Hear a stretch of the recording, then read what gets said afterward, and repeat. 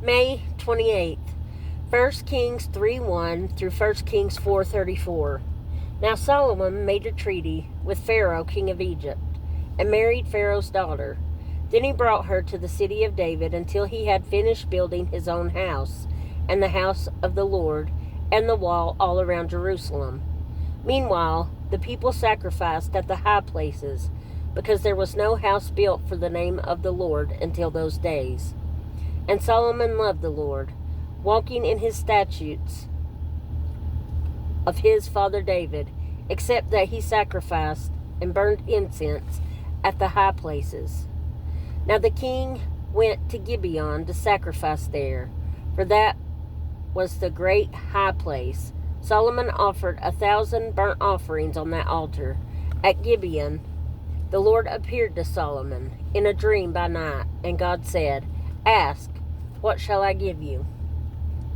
And Solomon said, "You have shown great mercy to your servant David, my father, because he walked before you in truth, in righteousness, and in uprightness of heart with you. You have continued this great kindness for him, and you have given him a son to sit on his throne, as it is this day. Now, O Lord my God, you have made your servant king instead of my father David. But I am a little child. I do not know how to go out or come in. And your servant is in the midst of your people whom you have chosen, a great people, too numerous to be numbered or counted. Therefore, give to your servant an understanding heart to judge your people, that I may discern between good and evil. For who is able to judge this great people of yours?" The speech pleased the Lord, that Solomon had asked this thing.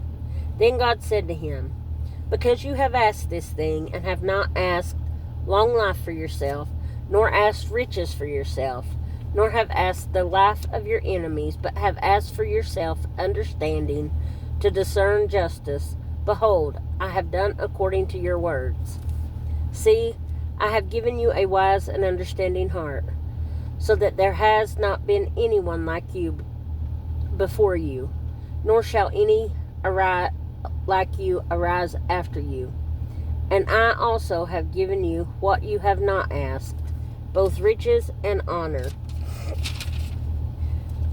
so that there shall not be anyone like you among the kings all your days. So if you walk in my ways to keep my statutes and my commandments, as your father David walked, then I will lengthen your days."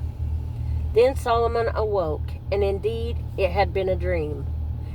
And he came to Jerusalem and stood before the ark of the covenant of the Lord, offered up burnt offerings, offered peace offerings, and made a feast for all his servants. Now 2 women who were harlots came to the king and stood before him. And one woman said, "O my lord, this woman and I dwell in the same house, and I gave birth while she was in the house. Then it happened the 3rd day after I had given birth, that this woman also gave birth. And we were together. No one was with us in the house except the 2 of us in the house. And this woman's son died in the night, because she lay on him. So she arose in the middle of the night and took my son from my side, while your maidservant slept, and laid him in her bosom, and laid her dead child in my bosom. And when I rose in the morning to nurse my son, there he was dead. But when I examined him in the morning, indeed, he was not my son whom I had born." Then the other woman said, "No, but the living one is my son, and the dead one is your son." And the first woman said, "No, but the dead one is your son, and the living one is my son." Thus they spoke before the king. And the king said, "The one says, 'This is my son, who lives, and your son is the dead one.' And the other says, 'No, but your son is the dead one, and my son is the living one.' Then the king said, "Bring me a sword." So they brought a sword before the king. And the king said, "Divide the living child in two, and give half to one and half to the other." Then the woman whose son was living spoke to the king, for she yearned with compassion for her son. And she said, "O my lord, give her the living child, and by no means kill him." But the other said, "Let him be neither mine nor yours, but divide him." So the king answered and said, "Give the first woman the living child, and by no means kill him. She is his mother." And all Israel heard of the judgment which the king had rendered. And they feared the king, for they saw that the wisdom of God was in him to administer justice.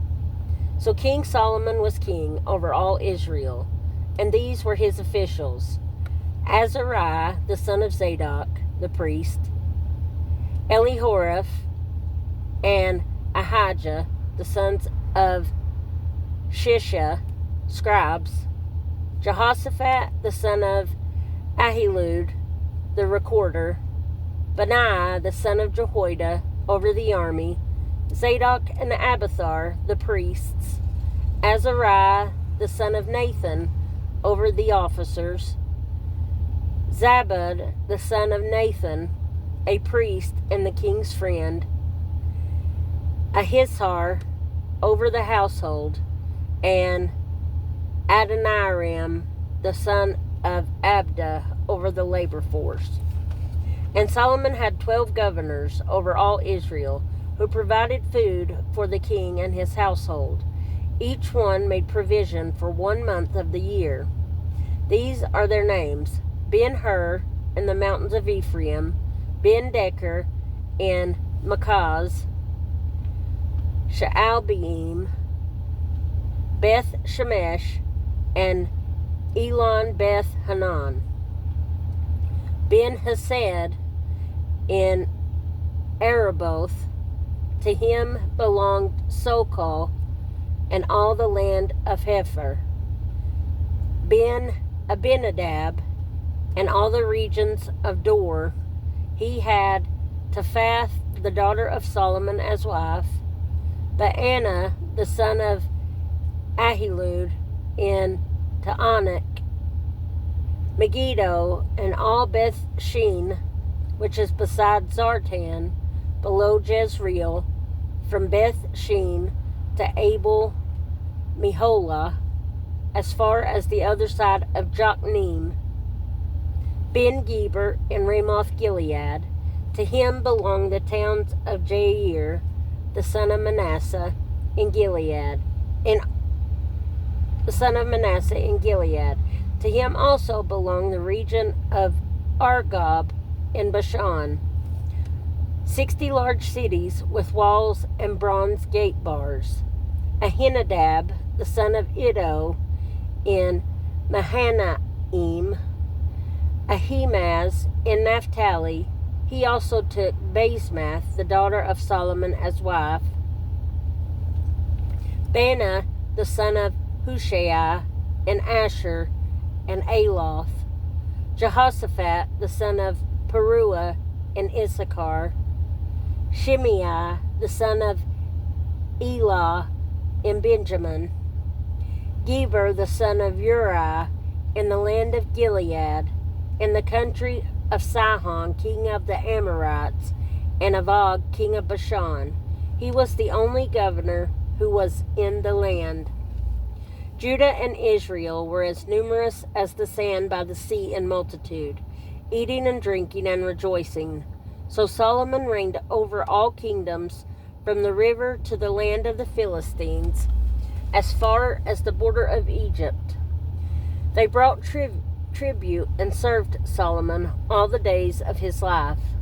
Now Solomon's provision for 1 day was 30 cores of fine flour, 60 cores of meal, 10 fatted oxen, 20 oxen from the pastures, and 100 sheep, besides deer, gazelles, roebucks, and fatted fowl. For he had dominion over all the region on this side of the river, from Tifsa even to Gaza, namely over all the kings on the side of the river, and he had peace on every side all around. And Judah and Israel dwelt safely, each man under his vine and his fig tree, from Dan as far as Beersheba, all the days of Solomon. Solomon had 40,000 stalls of horses for his chariots, and 12,000 horsemen. And these governors, each man in his month, provided food for King Solomon and for all who came to King Solomon's table. There was no lack in their supply. They also brought barley and straw to the proper place for the horses and steeds, each man according to his charge. And God gave Solomon wisdom and exceedingly great understanding, and largeness of heart like the sand on the seashore. Thus Solomon's wisdom excelled the wisdom of all the men of the east and all the wisdom of Egypt. For he was wiser than all men, than Ethan, the Ezrahite, and Heman, Calcol, and Darda, the sons of Mahal, and his fame was in all the surrounding nations. He spoke 3,000 proverbs, and his songs were 1,005. Also he spoke of trees, from the cedar tree of Lebanon, even to the hyssop that springs out of the wall. He spoke also of animals, of birds, of creeping things, and of fish. And men of all nations, from all the kings of the earth, who had heard of his wisdom, came to hear the wisdom of Solomon. Psalm 68, 15 through 20. A mountain of God is the mountain of Bashan. A mountain of many peaks is the mountain of Bashan. Why do you fume with envy, you mountains of many peaks?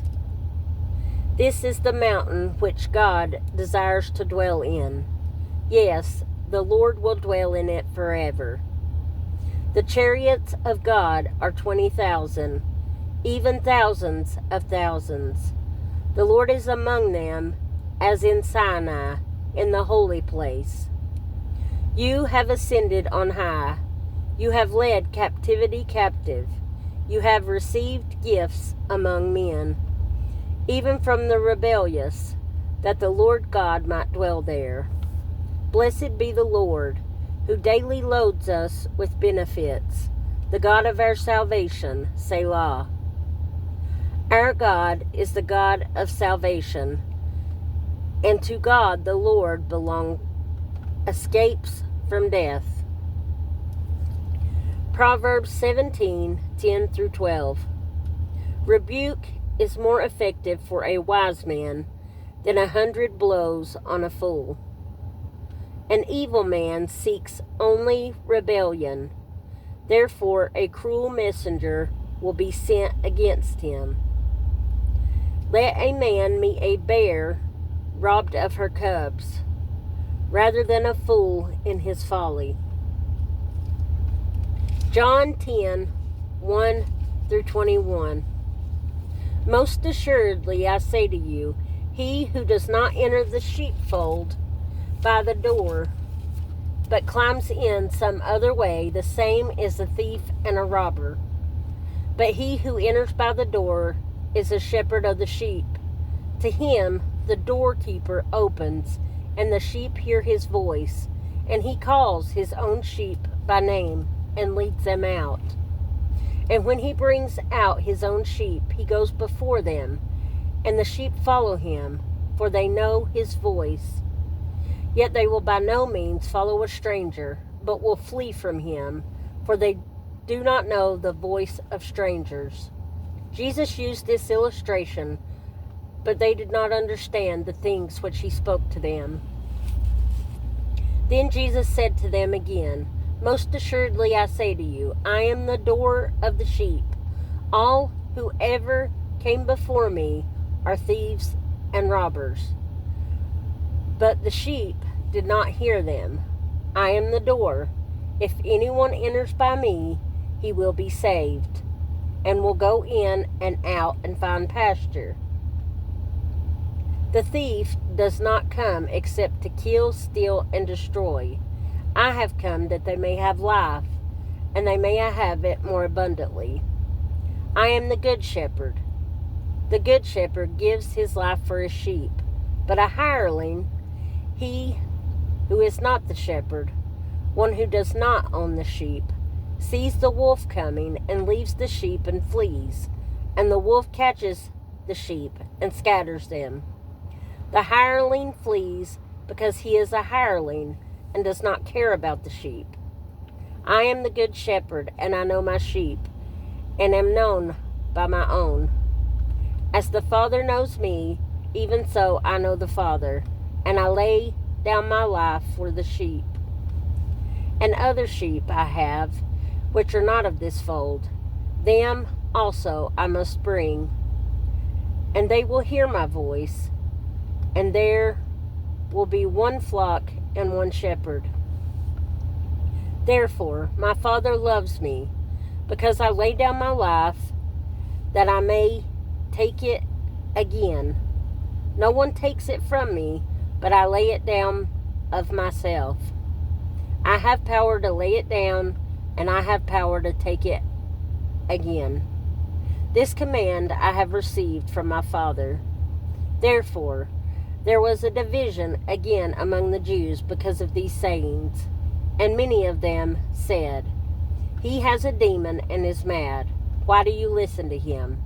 Others said, These are not the words of one who has a demon. Can a demon open the eyes of the blind?